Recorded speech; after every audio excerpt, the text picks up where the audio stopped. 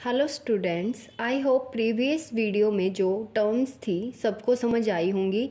In this video we cover accountant, roles and responsibility of accountant, account receivable and allocation. So here we are. Accountant क्या होता है? An accountant is a person skilled in the recording and reporting of financial transactions. Accountant वह person है जो जिसके पास क्या होंगी, skills होंगी रिकॉर्ड करने की और रिपोर्ट करने की फाइनेंशियल ट्रांजेक्शन्स को। अकाउंटेंट एक पर्सन होता है जो ऑर्गेनाइजेशन के बिहाफ पर बिजनेस ट्रांजेक्शन्स को रिकॉर्ड करता है और कंपनी की परफॉर्मेंस मैनेजमेंट अथॉरिटी को रिपोर्ट करता है। ठीक है। अकाउंटेंट कस्टमर को इनवॉइस इशू करता है जिसमें क्या क्या होता है, सेल और अकाउंट रिसीवेबल इंक्लूड होते हैं।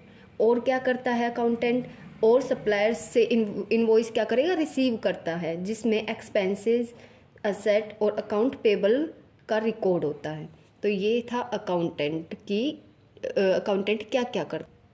अकाउंटेंट होने के लिए स्पेशलाइज्ड स्किल्स और स्पेसिफिक सर्टिफिकेट होना जरूरी है। लाइक सीपीए हो गया, सर्टिफाइड पब्लिक अकाउंटेंट। सीपीए क्या है? सीपीए लाइसेंस तब जरूरी होता है जब एक पर्सन को ऑर्गेनाइजेशन की बुक्स को ऑडिट करना होता है। सीएमए होता है सर्टिफाइड मैनेजमेंट अकाउंटेंट। सीएमए कब रिक्वायर्ड होता है? सीएमए जब रिक्वायर्ड होता है for improving the management and financial accounting skills of the accountant. CIA क्या होता है? Certified internal authority auditor. Is वो कब नीड होती है उसकी? Is needed who work on auditing task with in a business. ठीक है, जो ऑडिटिंग टास्क के लिए काम करेगा वो क्या हो जाएगा? सीआईए। अब है रोल्स एंड रिस्पॉन्सिबिलिटीज क्या है अकाउंटेंट के।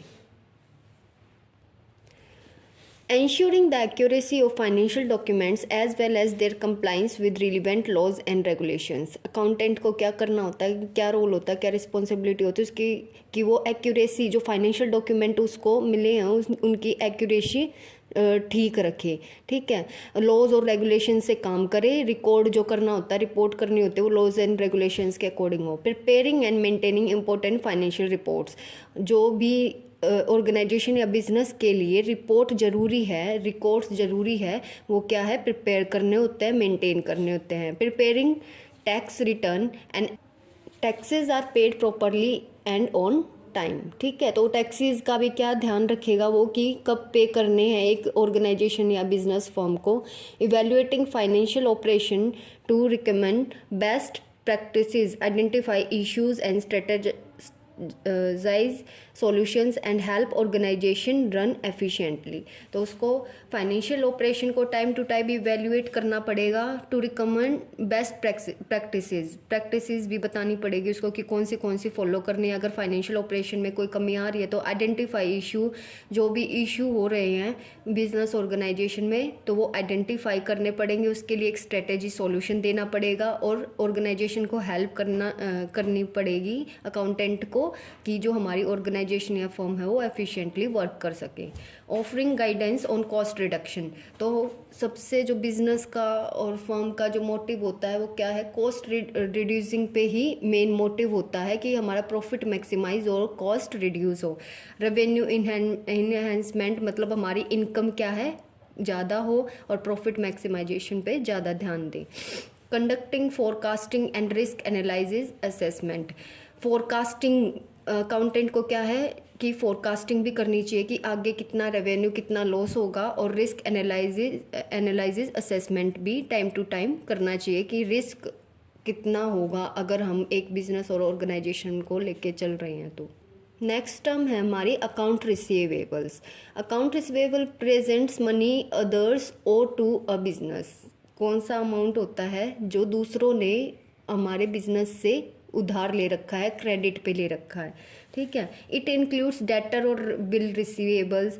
तो ये दोनों को क्या करेगा? इंक्लूड करेगा। और बोथ क्या होती है? करंट असेट्स होते हैं। ठीक है, तो हम बोल सकते हैं जो अकाउंट रिसीवेबल है वो भी क्या होते हैं? हमारे करंट असेट्स होते हैं और इन्हें हम बैलेंस शीट के अंदर असेट साइड में शो करते हैं।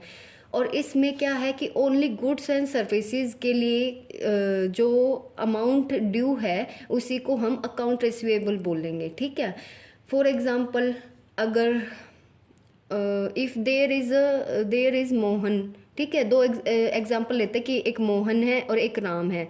तो मोहन ने राम को गुड्स सोल्ड कर दिया, ठीक है, ₹5000। लेकिन जो राम है, राम ने मोहन को क्या कहा कि मुझे गुड्स क्रेडिट पर चाहिए और वो भी 2 महीने के लिए चाहिए। तो अगर मोहन एग्री हो जाता कि हाँ भाई क्रेडिट पे दे दूंगा, तो राम मोहन के लिए क्या होगा, डेटर कहलाएगा, ठीक है। तो हम फ्यूचर में क्या है, राम को जो अमाउंट हमें राम से रिसीव करनी है, तो वो क्या हो जाएगी, वो अमाउंट को क्या बोलेंगे हम, अकाउंट रिसीवेबल बोलेंगे। तो वो है हमारे अकाउंट्स रिसीवेबल्स। अब है allocation.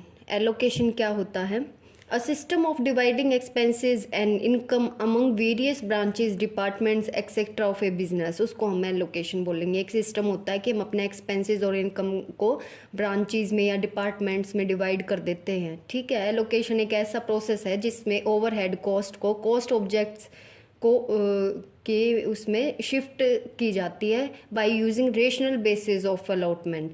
These are the most commonly use to assign cost to produce goods then they appear in financial statement में इसको हम क्या करते हैं, अपीयर करते हैं। और किस फॉर्म में करते हैं, कॉस्ट ऑफ गुड्स सोल्ड और द इन्वेंट्री असेट्स में। तो allocation is term represent the process of assigning funds to different accounts और पीरियड, ठीक है। तो इसको एलोकेशन को एक ऐसा प्रोसेस है जिसको हम फंड असाइन करते हैं डिफरेंट अकाउंट्स, जो डिपार्टमेंटल हो जाता है ना, वही डिफरेंट अकाउंट्स और पीरियड में।